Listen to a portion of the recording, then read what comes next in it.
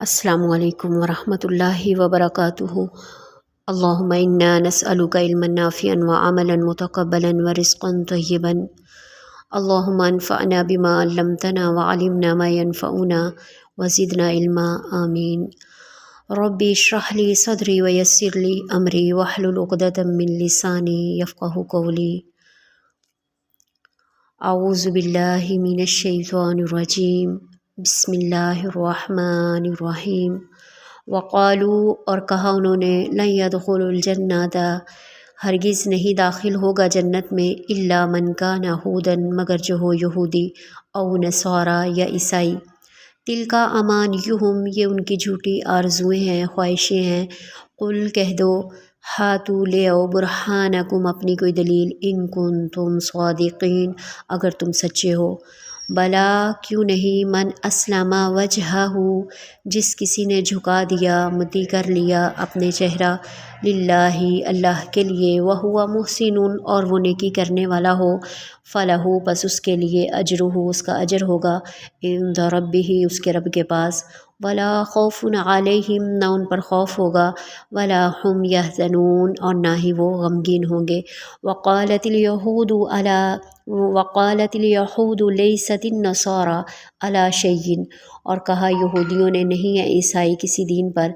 वक़ालतिन नसारा लैसतिल यहूदु अला शैइन, और कहा ईसाइयों ने, नहीं है यहूदी अला शैइन, किसी चीज़ पर। वहुम यतलूनल किताब, और वो पढ़ते हैं किताब। कज़ालिका क़ालल्लज़ीना, इसी तरह कहा उन लोगों ने, ला यअलमूना, जो इल्म नहीं रखते थे, मिस्ला क़ौलिहिम, उनके कहने की तरह। फ़ल्लाहु यहकुमु बैनहुम, सो अल्लाह फ़ैसला करेगा उनके दरमियान, यौमल क़ियामती, क़यामत के दिन, फ़ीमा कानू फ़ीही यख्तलिफ़ून, जिसमें वो इख्तिलाफ़ करते थे। सूरतुल बकरा आयत नंबर 111, रुकू नंबर 13 की आखिरी आयत, और फिर रुकू नंबर 14 से आगे पढ़ेंगे इंशाअल्लाह ताला। हम अल्लाह के फ़ज़ल से और तौफ़ीक से आहिस्ता आहिस्ता आगे बढ़ रहे हैं।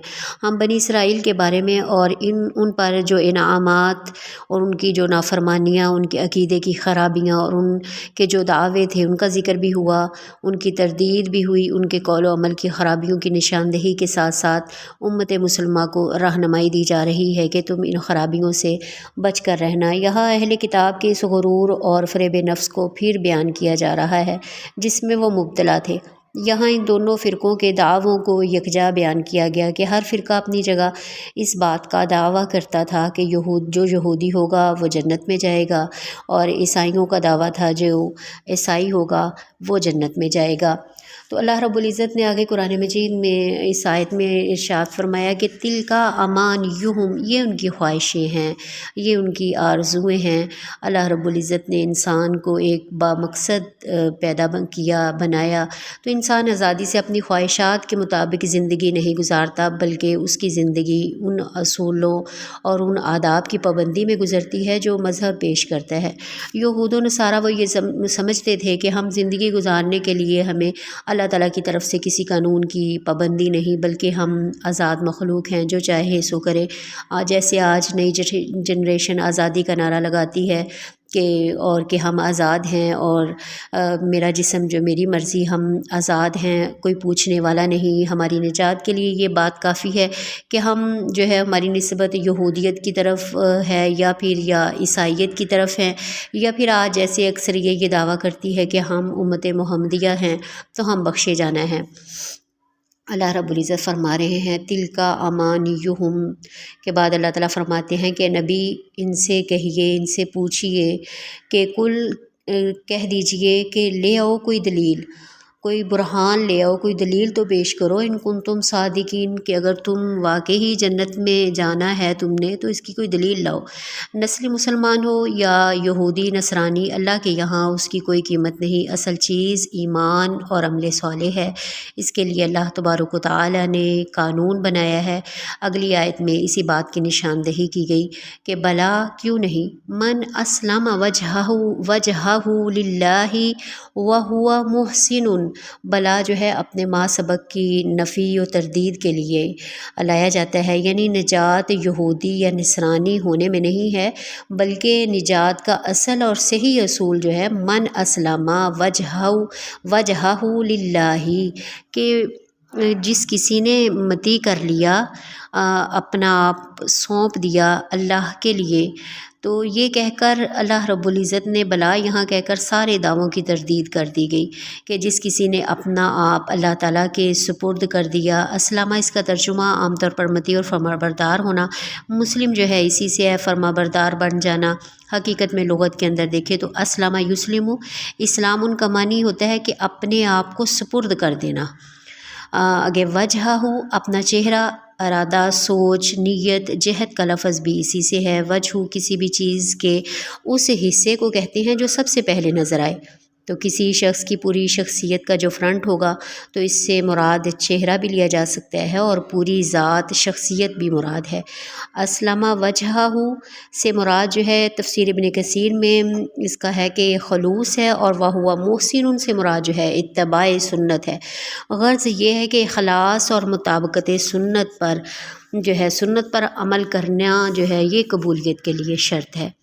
صرف اخلاص بھی عمل کو مقبول نہیں کرا سکتا جب تک سنت کی تابعداری نہ ہو۔ حدیث کا مفہوم ہے جو شخص ایسا عمل کرے جس پر ہمارا حکم نہ ہو تو وہ مردود ہے۔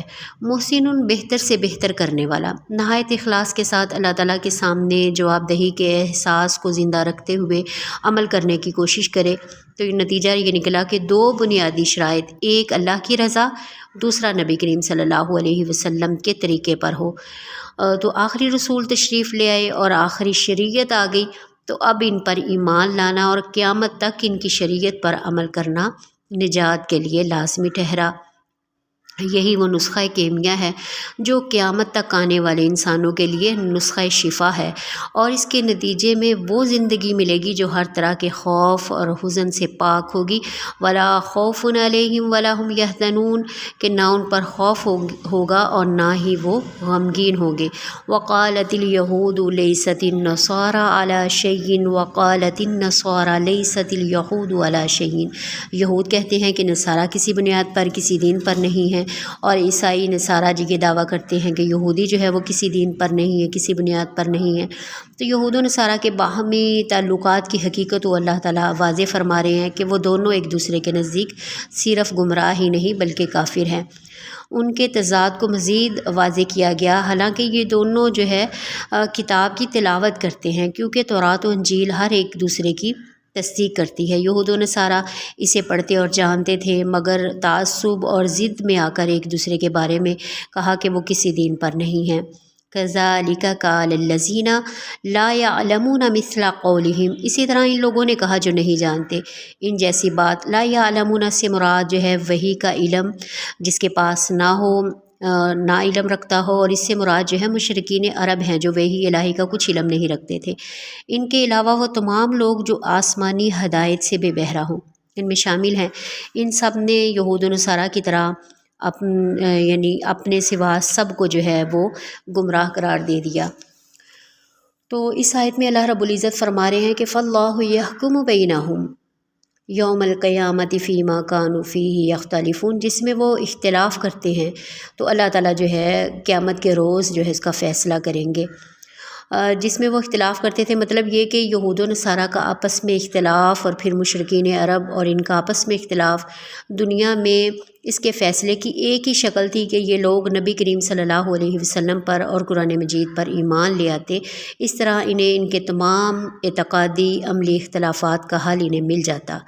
لیکن افسوس کہ وہ اس پر عمل پیرا نہ ہوئے۔ ان آیات میں ہمارے لیے کیا اسباق نکلتے ہیں؟ یہ کہ اللہ کے نزدیک نسلی قومیت جو ہے اور قبائلی فخر و نسب اور شکل و صورت کچھ بھی قابل قبول نہیں ہے۔ اللہ تعالیٰ تو تمہارے جو ہے تقویٰ کو دیکھتا ہے۔